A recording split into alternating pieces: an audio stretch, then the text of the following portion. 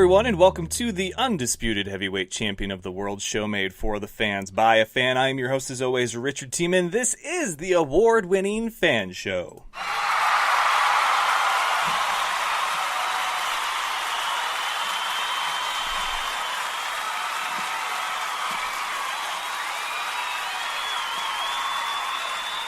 Hopefully I hit all the right buttons tonight, and those of you watching on Facebook Live, Shawn Michaels says hello. That's rocker Shawn Michaels from Retrofest.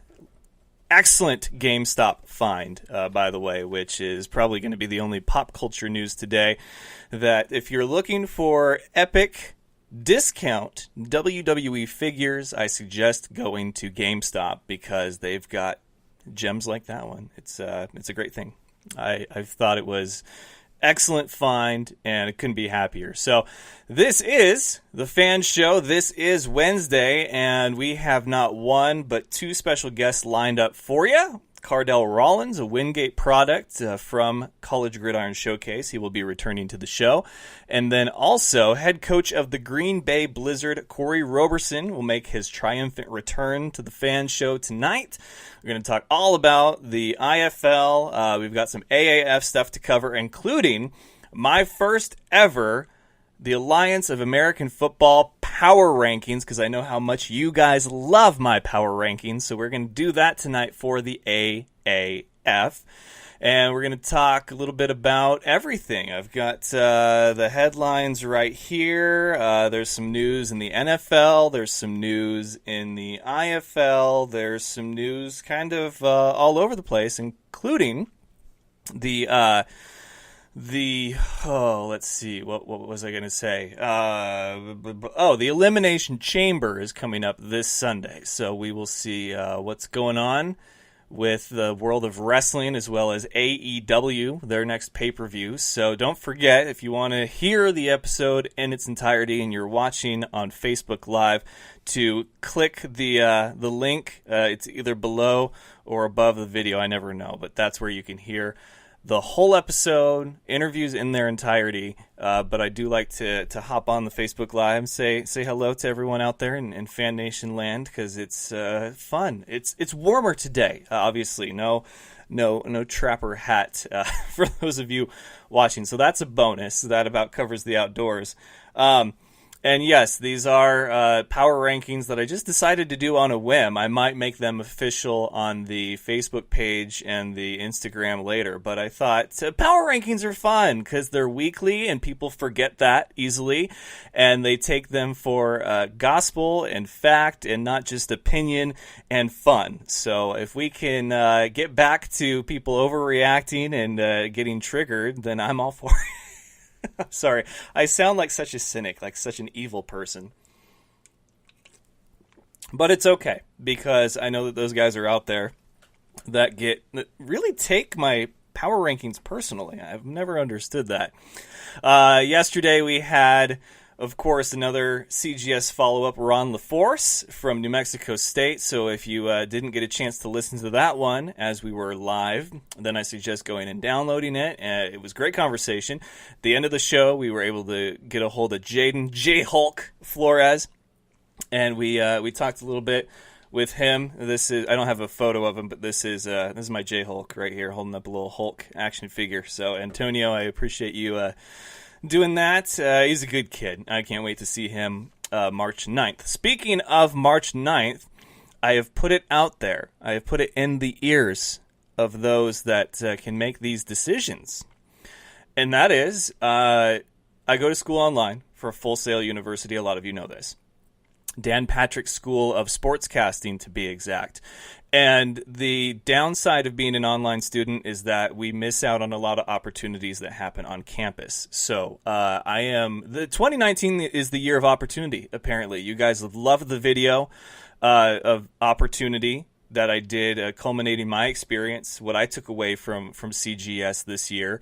But I'm looking for my own opportunities as well, and I'm going to seek them out, create them if I can, and definitely take advantage of the ones that present themselves. And one is that Joe Stacy is one of the best play-by-play guys in the business, not just in the indoor world, not just in the world of football, just in the business altogether. And I think a lot of us can agree. There's a spot open in his booth, and I have made my travel arrangements for the March 9th banner drop game. So, Barnstormer family, flight crew, those of you that will be there, if you think I would be a good addition, even if it's just for the one time, for such a monumental occasion, if you would like me in the booth with Joe Stacy, then let them know. Let the Barnstormers know that because I'm already going to be there, this voice should be with that game, that moment. So I'm just going to throw it out there. I have put it out there for those that have the power to do so. We will see what happens, but this is me creating possibly an opportunity for myself. But the grind is the grind.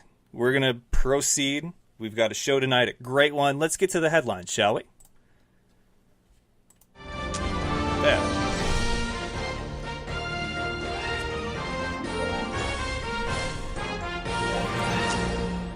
Headlines, of course, brought to you by Dynamite Enterprises. They make great things like this. Stickers. We got a bunch of stickers. They even made stickers for our Spokane pub crawl, which they did a pub crawl the night of the first day of Comic-Con, and they made these guys. It's apparently Tom Brady now, so there's a Tom Brady sticker. It's because Spokane has a garbage-eating goat, and it was the year of Infinity War, but this is unofficially, the Tom Brady sticker. I can't do it. I can't do it. But yes, hit up Ethan. He can make you awesome things like this, or like this, and T-shirts, hats, not this one, obviously, that I'm wearing for those of you watching at home, but I'm wearing Niners, always got to represent. He does T-shirts also. I'm wearing a CGS shirt right now that they did not make, but I got to represent CGS wherever I can. So if you need T-shirts, hats, stickers, banners, backdrops, tablecloths, whatever, you need to hit up Ethan at Dynamite Enterprises. And that can be email ethan@dynamiteenterprises.com. Or if you want to check out what they offer first, try before you buy, then you can simply visit dynamiteenterprises.com, scroll through all of that they offer, and it's a great time. So I know what you guys are waiting for. We're here. Let's do this thing. So I have the first ever Alliance of American Football Power Rankings, and they are, drumroll please,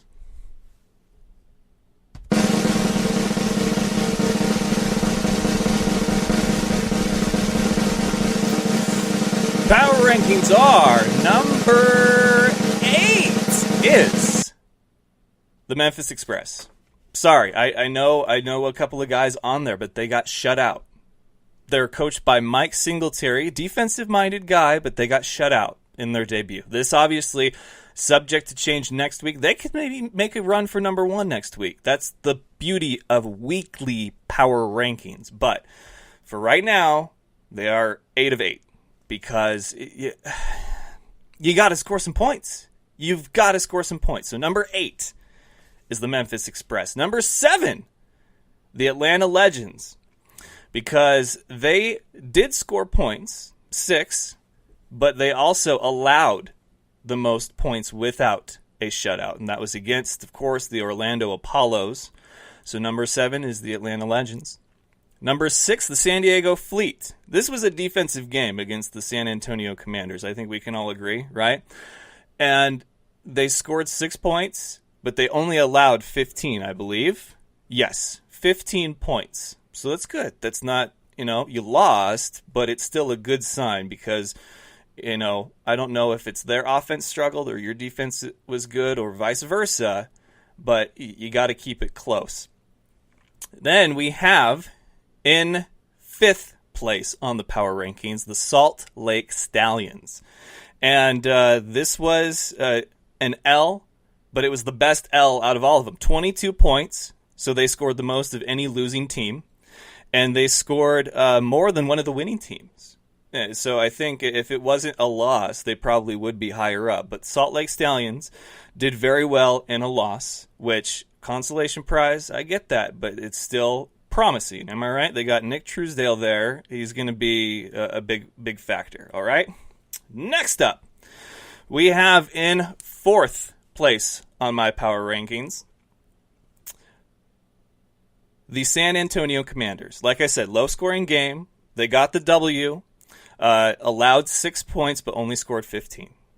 Sorry, guys. Some of you love defense, but in their debut, this was tough. Was it their offense struggled, or the Fleet's defense was that good? Same argument made on the other side. I was, tweeting about it, posting on Facebook. Is their line that bad, or is their defense that good? We shall see in the weeks to come. Number 3, Arizona Hotshots. Okay?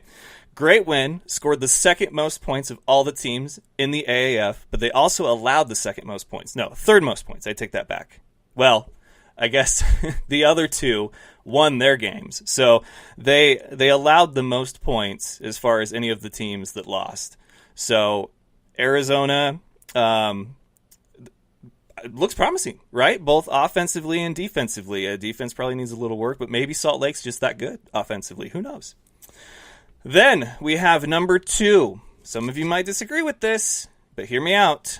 Number 2 is the Birmingham Iron. And for a good reason, yes, the only shutout in AAF history so far. Only shutout. Scored 26 points, though. So your number 1 for week 1 in the power rankings is the Orlando Apollos. 40 points scored, 6 points allowed.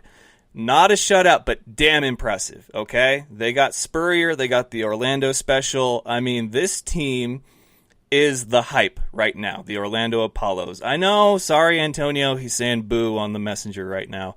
But it's true. You can shut out a team, but that's not everything, at least in my opinion. You got to show me what you can do on both sides of the ball in all aspects of the game, and I feel like when you consider that they don't really have a special teams aspect of the game, they didn't allow a lot of points, but they scored a lot of points.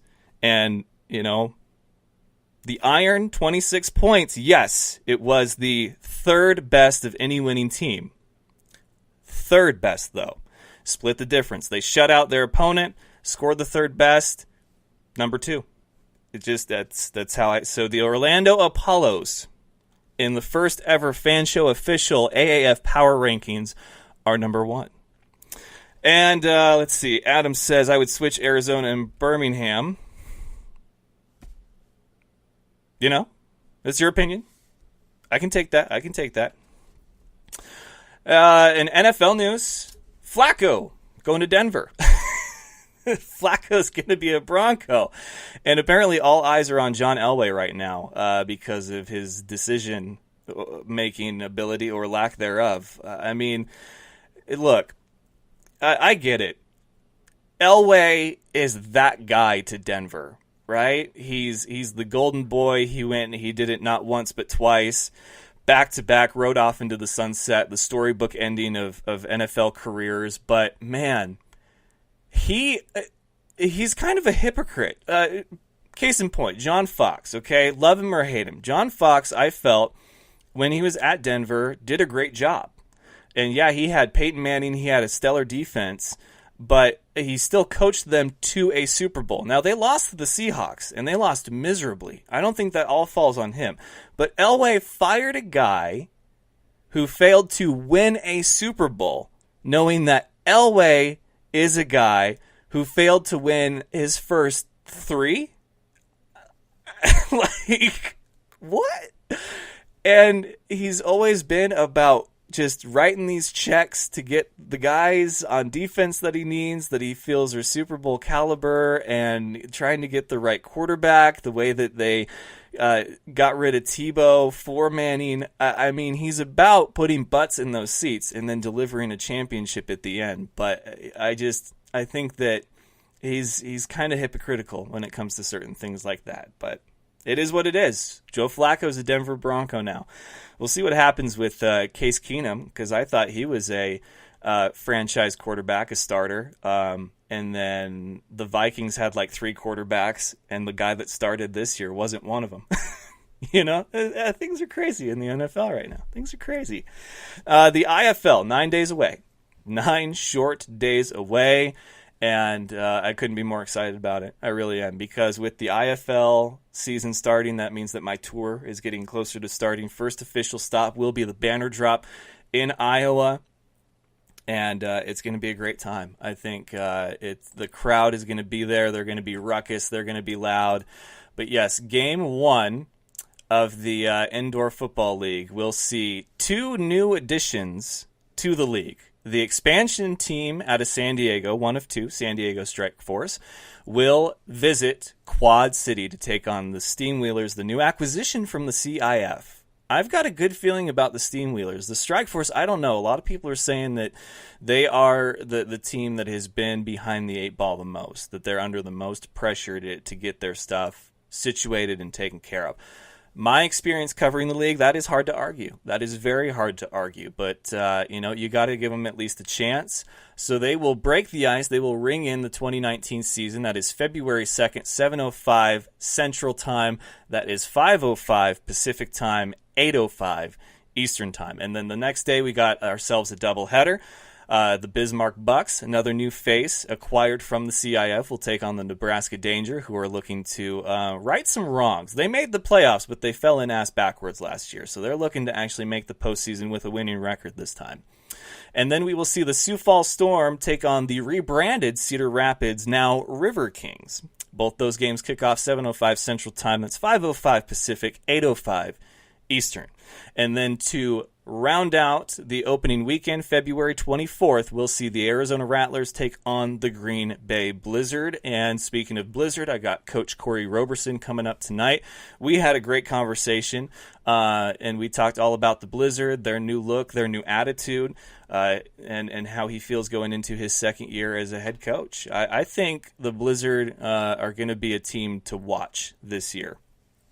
And in the NAL, more schedules coming out. It's going to be a good time.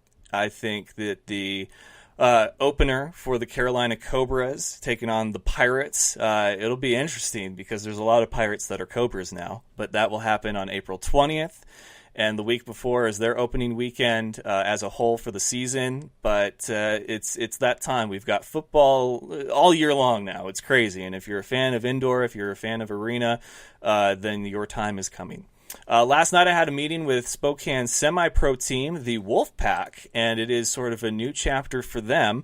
New ownership, a new look. They're getting new uniforms. It was a team meeting last night. We shall see if they would like my services as possibly a voice for the team. But I told ownership, have had a few meetings with them, told them what I could bring to the table. I share everything that I do, everything that I've been learning in school, and in hopes that people notice it and like it. And I think it's going to be a good thing for these kids looking for an opportunity to get to that next level, because there's indoor teams in the Northwest, not Spokane. We've got the Wenatchee Valley Skyhawks. We've got the Tri-City Fire, not the Tri-City Fever, but the Fire.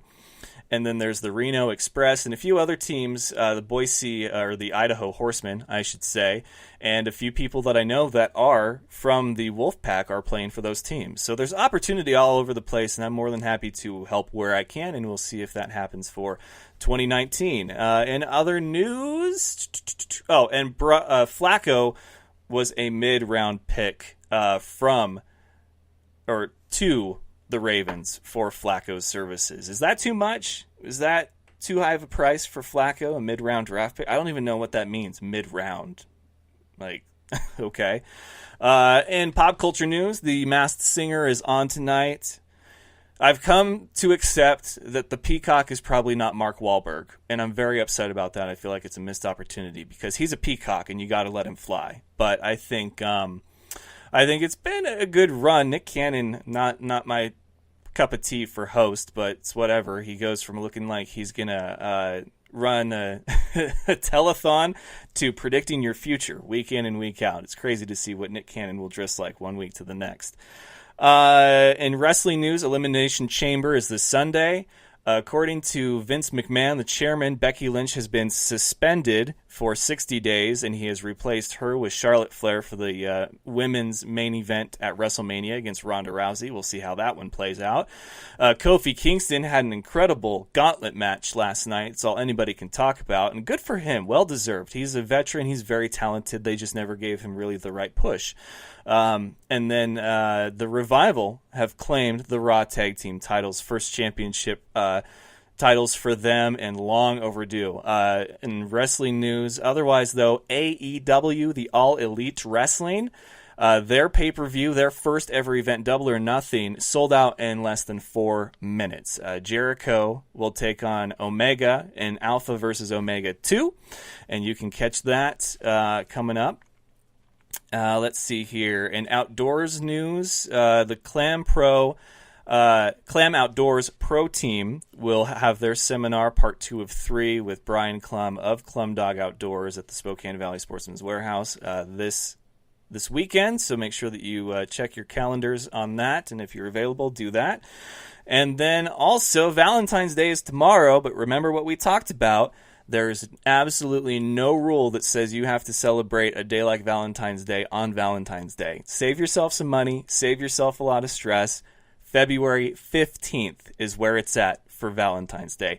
70% off everything. They're trying to get rid of all of it so that they can make way for the St. Patrick's Day stuff. So you can go and get 4 times the amount of goodies for the same price of expensive chocolates that you only ever eat because it's Valentine's Day. But you can get cheap teddies, cheap flowers, everything. You can go out and eat at a place that you don't need a reservation for because everybody got it out of their system the night before. So, hey, go celebrate on Valentine's Day, February 15th. That's my advice to you. And I think that about does it for the headlines looking here. So my power rankings for the AAF, hope you like those. I'll probably post the official ones to the Facebook page. But remember, this is the point in the show where you're going to want to click on the link above or below the video. I think it's above. And we'll hear from Cardell Rawlings from Wingate, Coach Roberson. Go and check out the video I did for the CGS, the College Gridiron Showcase. It's on our YouTube channel as well as the Facebook page. Like us on Facebook, facebook.com/FanShowOfficial. Follow us on Twitter @FanShowOfficial, and then you can check out the Instagram, which is simply The Fan Show. So everybody, get ready to hear from another CGS product and an NFL hopeful, Cardell Rawlings. Great conversation with him. And then the new head coach, well, I guess not really new, but is the returning head coach of the Green Bay Blizzard, Coach Corey Roberson. And that's going to do it for this opening segment of The Fan Show. Enjoy my conversation with Cardell Rawlings. All right, ladies and gentlemen, joining me now, continuing our follow-up to the College Gridiron Showcase, he is Wingate University's own Cardell Rawlings. How you doing, man? I'm doing good. How are you? Doing pretty good. You guys are in a unique spot, as I've mentioned, talking to guys like Deshaunte Lloyd, and then we had Ron LaForce and a few others from CGS. You know, we were touching base. I said, this is a very unique point in your guys' lives because it's never happened before and it'll never happen again. The path to the draft is a one-time path that only a few take, and you're one of them that's taking it. What's it been like? You know, how's your 2019 been since we last spoke at the College Gridiron Showcase? Man, things have been quite well. Like, it's been embracing to say the least. I mean, just realize, like what you said, like it's a once in a lifetime thing. Like, I never done it before, and this will be the only time I'm doing it. So pretty much been taking it day by day and just enjoying the process, man. Just trusting it. You know, a lot of guys, there's certain guys that have certain dreams, you know, and I totally respect that. I mean, me, I'd love to call, you know, a pro football game one day, color commentary or play-by-play, or have a chance to interview some pro wrestlers backstage like some of the greats have done, you know, back when wrestling was in its prime in the 80s and 90s. But for you guys, the ultimate goal is the same. You want to see your name end up on that 53-man roster come, you know, September of this year. But there's different ways to get there on what you would call like the same path. So this is the path to the draft, but even, if you're not there in Memphis this year is where the draft is, even if you're not there, you don't get to go out on that stage, just to hear your name called that day, or even if it's not, if you do the free agency thing and you get picked up and signed after that, you would still, each one would lead you to the same goal. But do you have like a preference, like since a little kid, do you have a dream of like how you want this to all play out? Quite honestly, I don't have a pretty much set way to get there. Like, I'm real big on like different paths, and what's for me is for me. So, I mean, the optimal goal is to get there. So that's definitely the main plan, whether that be as an undrafted free agent, if I'm fortunate enough to be drafted. I mean, just saying that I was an NFL player is the ultimate dream, and I would say more so of a goal that I'm in route towards now. I've been talking to some of the other guys about support systems and how family, friends, mentors, coaches, whatever it is that you can have in your lives right now is probably one of the most pivotal and key things. What's your support system like? Is it family, friends, coaches, a little bit of everything, your hometown, Wingate? Like, who's got your back going into this, one of the biggest moments of your life? Well, I would definitely say my support system is great by far. And it's kind of hard to pinpoint and say one group over the other. I mean, my intermediate family is great on both sides of the family, coming from like my dad's side and my mom's side. Like both have various family members that reach out. As well as college. I mean, I guess you can say college and friends go hand in hand, because some of my closest friends actually derive from college, and they're quick to maybe send me a snap or shoot me a FaceTime call or even send me a paragraph of inspiration just because they're actually proud of where I'm at now, which goes back to me saying like enjoying the process and just realizing not as many people get this far. Now, granted, I'm not settling for less, but they just keep me reminded and grounded to keep going, because, I mean, this process can allow you to get pretty much overwhelmed. But as far as my family and my friends, I mean, my coaches, they actually call every now and then too, but it's pretty much straightforward. When I talk to my coaches, almost as if it's a common understanding. So it's just check on me and make sure I'm still all right, not in need of anything, and remind me that they're here for me if I ever happen to need anything. So my support system is great, man. I'm thankful for it. What keeps you hungry? Like what makes you want to, go through the motions each day? I don't know what kind of routine you have right now, but just making sure that you don't get lazy, that there's not a day, because we've got 15 inches of snow here and it's been hard to get around. But I still make a point, to keep my appointments. If I'm a little late to a phone interview like with you right now, I don't say, let's just try tomorrow. I don't want to get lazy because I don't like it. I want to make sure that I stick to my word. So what's kept you going through this, to make sure that you're still hitting the gym for that full, 60 minutes instead of ducking out after 45? What keeps you going?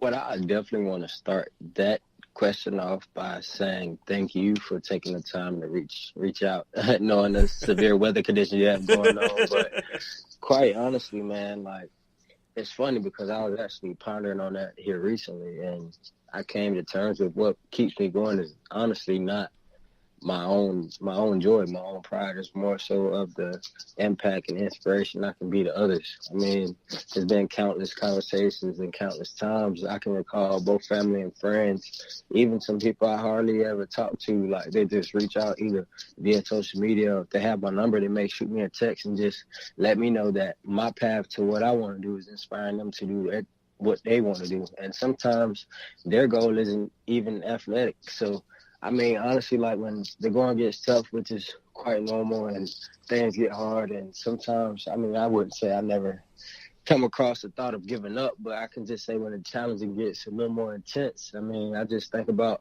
the impact I have on others in their lives and the things they want to do. So, I mean, it makes it quite harder to just quit. So I just think about other people. Yeah, and that's a great trick to it too, because there are a lot of eyes watching, and even if they're not watching you every day, they keep you in mind, right? They know what you're going after, and that helps them go after their dreams. They're like, if they can go through what they're going through, I can. That That's there's true. no Yeah. excuse for me to not go through this.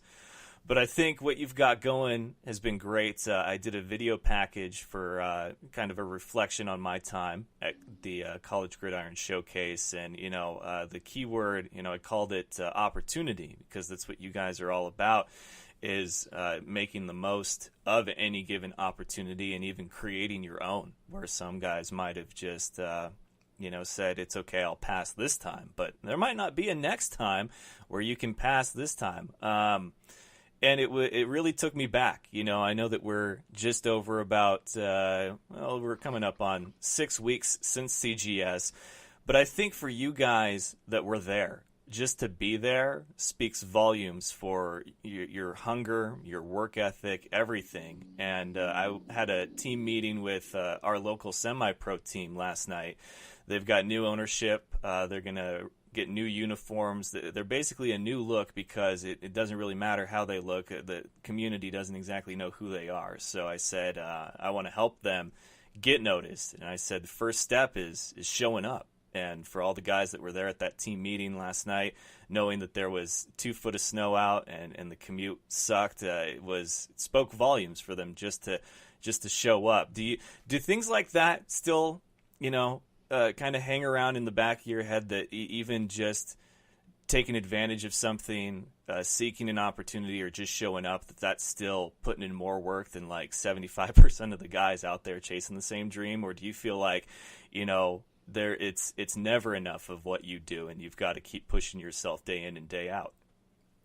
I mean, quite honestly, like you said, any opportunity is definitely a great opportunity. And just being at the CGS, I must say that it was a cool experience and quite informative as well, like from the coaches. And I mean, the coaches having experience through various players or NFL time, coaching or playing, to where they can formulate different practices and drills to pretty much give the guys that was able to go a different insight. And just being there and being able to perform in scouts was quite comfy to an extent. I mean, some guys might say it was nervous or nerve-wracking, but I mean, it honestly gave me more so of a home feeling. Like it was like a show, it was like a platform, and I was honestly grateful to be there, knowing the great number of individuals that would have loved that opportunity. So, I mean, just being placed there and having a chance to just show what I can do in all ways, I mean, it's definitely something I was grateful for.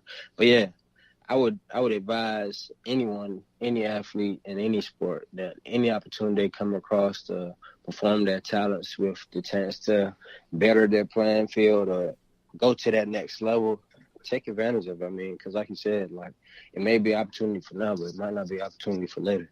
Yeah, you don't know what opportunities you can pass up, because there might not be another one coming down the road. So you guys at CGS really, I want to see all you guys get picked up, drafted, and put on an NFL team, and I know that sadly that's not the case, but I would like to think that you guys going out and doing something, participating in something like that, and making sure that you're exhausting every option that you can would at least resonate with some teams that like that kind of work ethic, because there's a lot of guys that some people think their talent can, overpower their character if they have maybe not the best character. And then of course there's guys who have great character that maybe their skill set needs some tweaking or developing. And I think for you guys, you showed a lot of character being down at CGS, and I wish more and more teams saw that the better investment is in character over talent, because you guys have proved that you're willing to put in the work.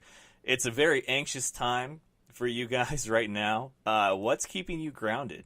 As we get closer and closer to pro days, the draft at the end of the month. I mean, is there anything that, at the end of a long day, you hop on Netflix and you watch, a few episodes of whatever, just to kind of keep you mellow and not go crazy in your own mind?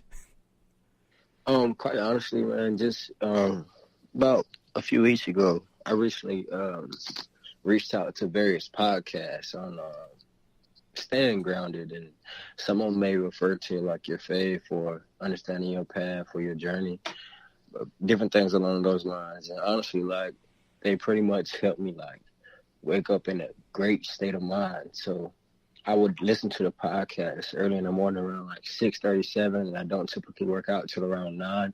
So I'm able to pretty much gather my thoughts, get my breakfast together, and pretty much just meditate on what I have heard in the morning. So I would say the podcast and information I've been come across, that has really helped, because it come from guys like E.T., Inky Johnson, and various motivational speakers that has had a path and has made an impact to various individuals. So, I mean, I would say that's definitely helped me stay grounded and have my mind where it needs to be.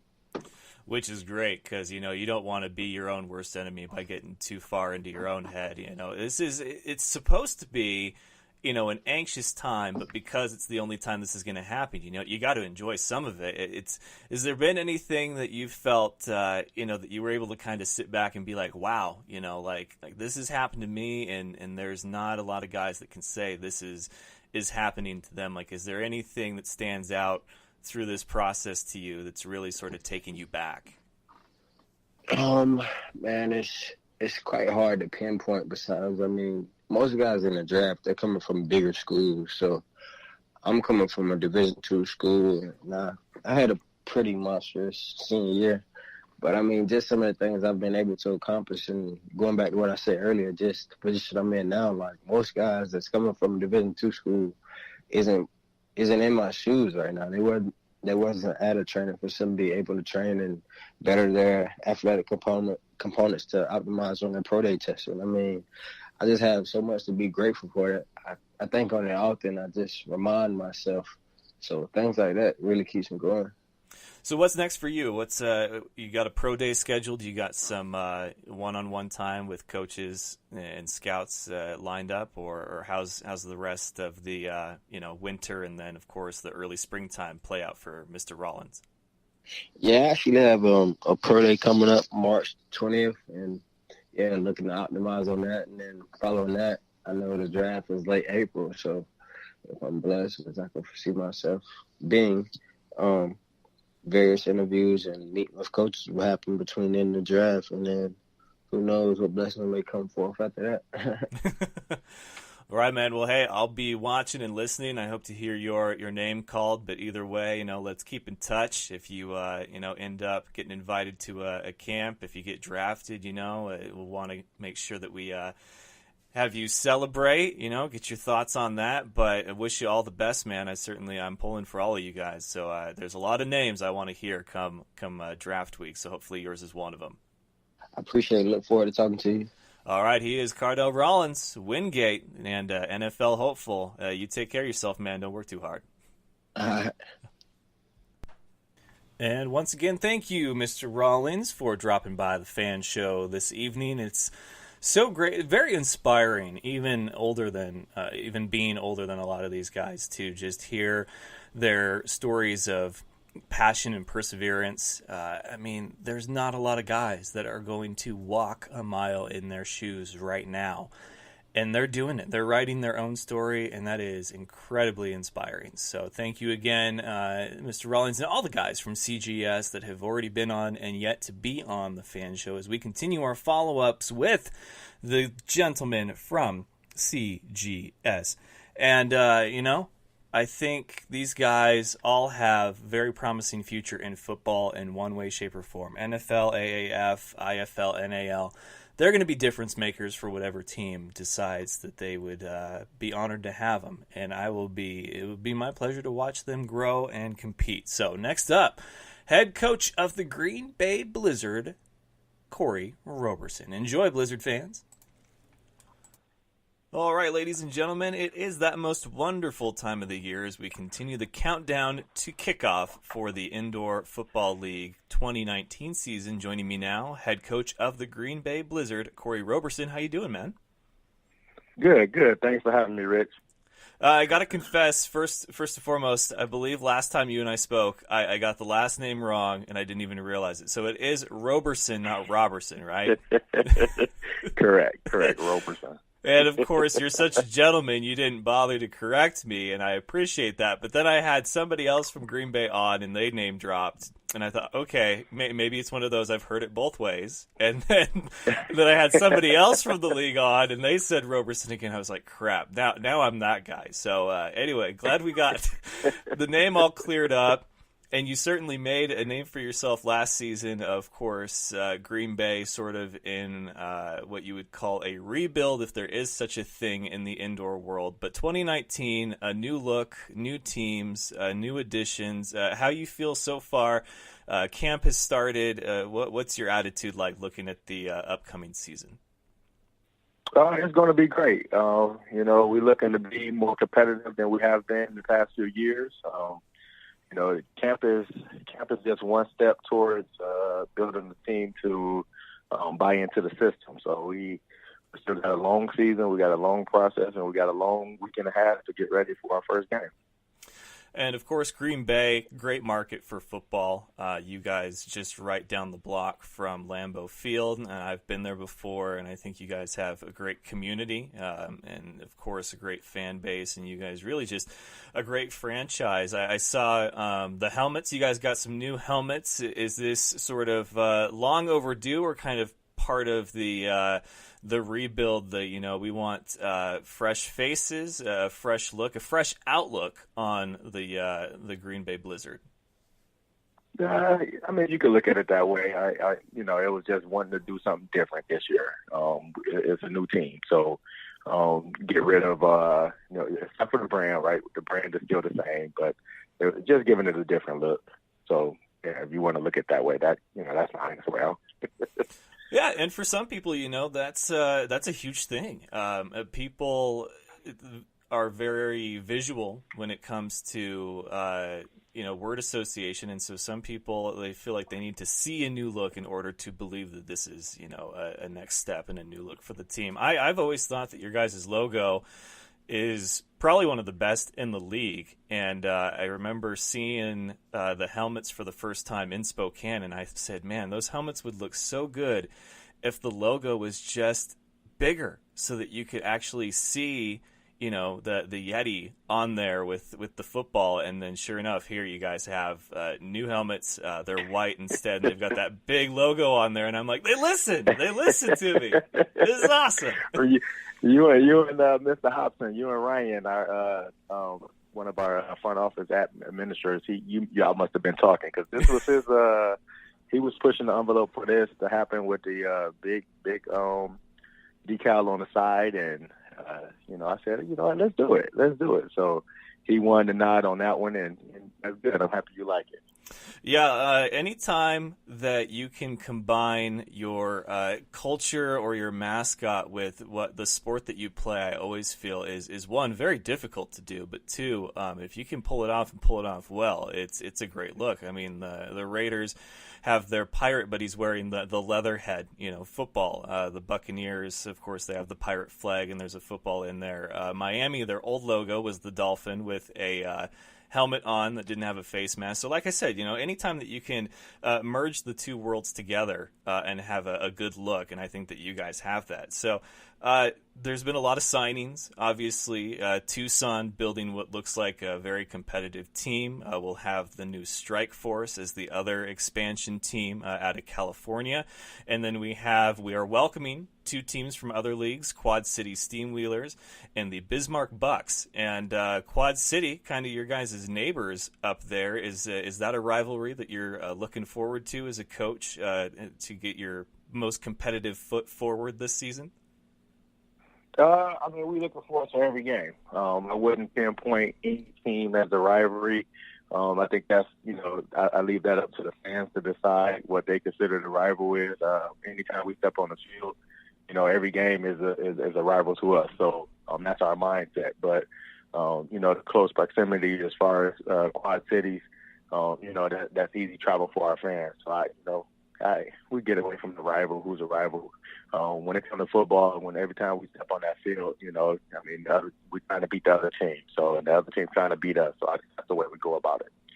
Yeah, exactly. I mean, at the end of the day, there can only be one winner, and well, I mean, hopefully there's no ties. But at the end of the season, you will crown a champion because you can't tie for that. So obviously, you can be friendly now during the scrimmages, which saw the Barnstormers do last year with Quad City before they were even in the league, and it's not far fetched for teams to scrimmage with other teams, but I'm seeing it what feels like more and more recently. How important is it to practice against the guys that you don't see in the locker room every day or out on that practice field every day? For us, it was huge. It was, we thankful that we were able to participate in a three-way practice with Quad Cities and Cedar Rapids this past weekend.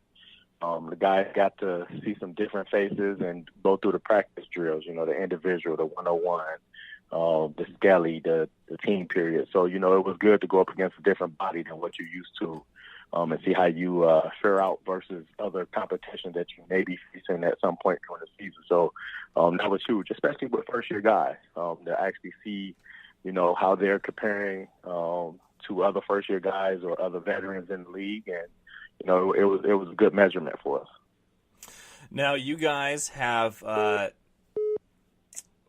back-to-back home games. You will be part of the opening season, or the opening weekend, February 24th. You will host Arizona, obviously looking to get back into the competitive mix after not appearing in their second consecutive championship last year. And then, of course, you guys have Nebraska the next weekend. So 2 home games. A lot of times, you guys, home games are far and few between, maybe even so many as 3 or 4 games apart, but you guys will have back-to-back home games. You open at home. How important to you as a coach, knowing how great your fan base is through thick and thin, if I can get the words out right, to have them for the first 2 weeks right there in your guys' corner? It is very important, especially having a lot of new guys in the league on our team to be able to play in front of our fans. The hope is to come out of this, 2-0.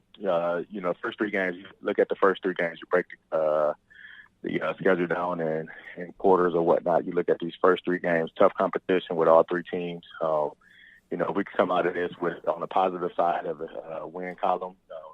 That's huge. That's huge for our fans. That's huge for the community, Green Bay, and the organization itself.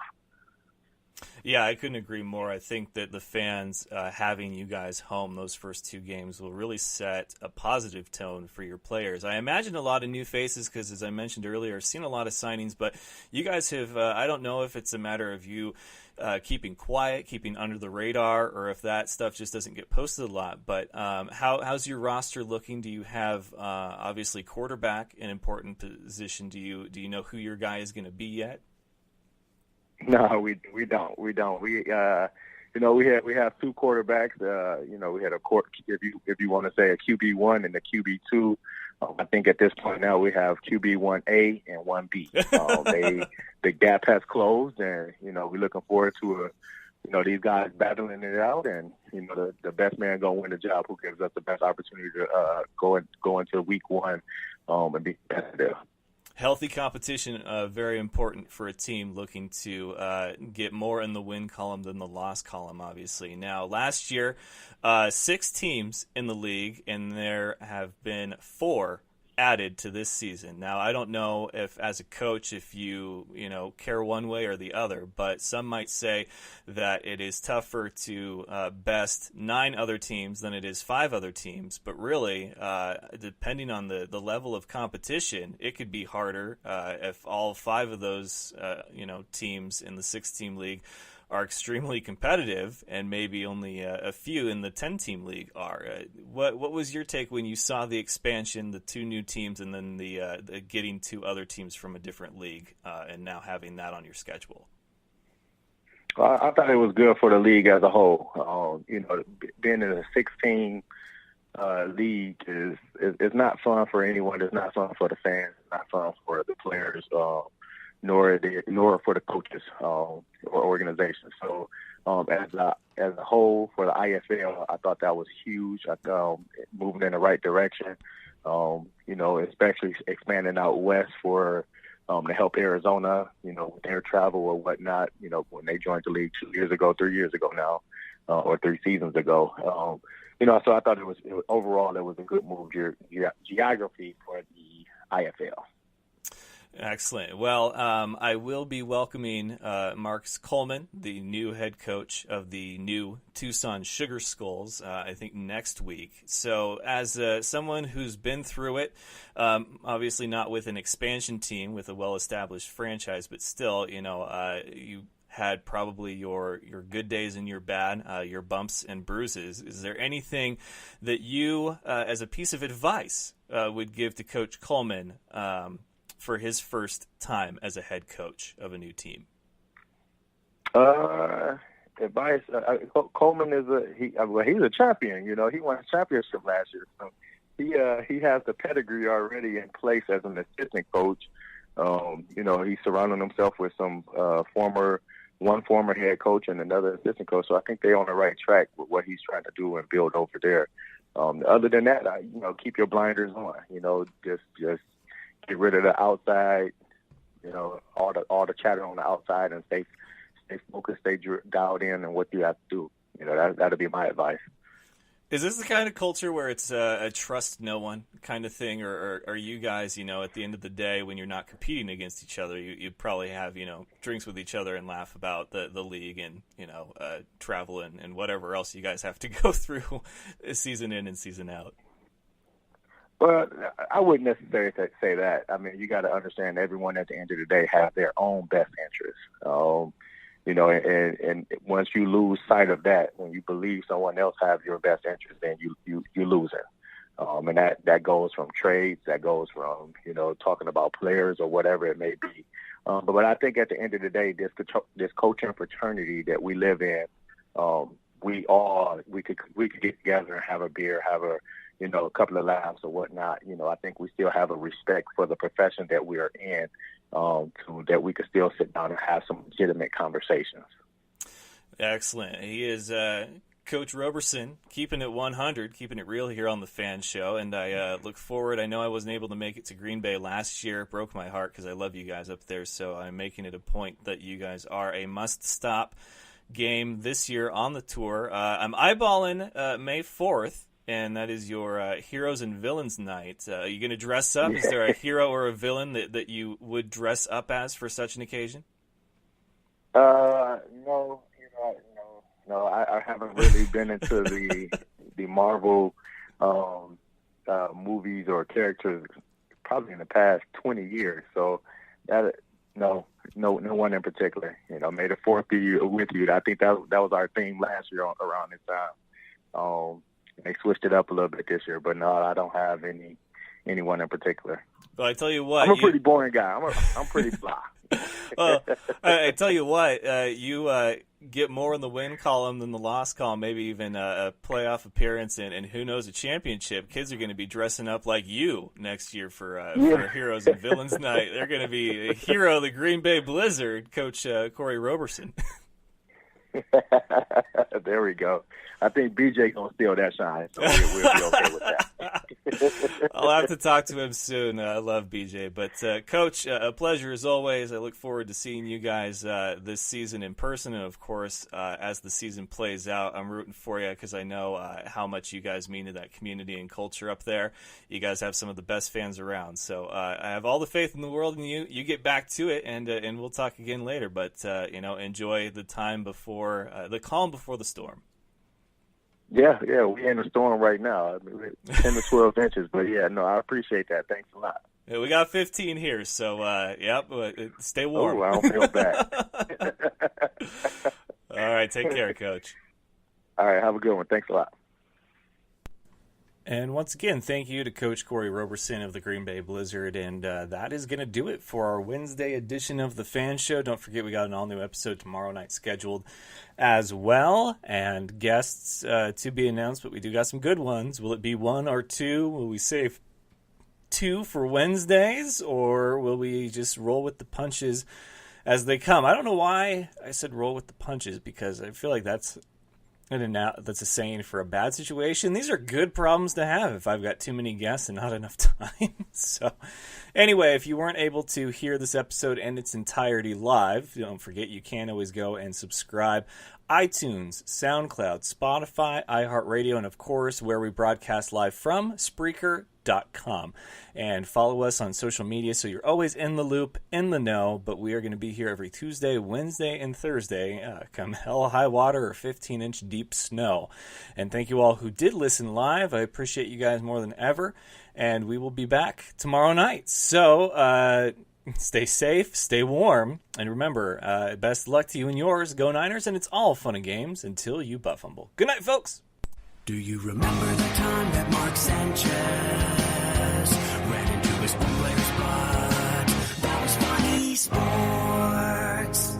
Thank you for having me on the show, man. I love the Fan Show.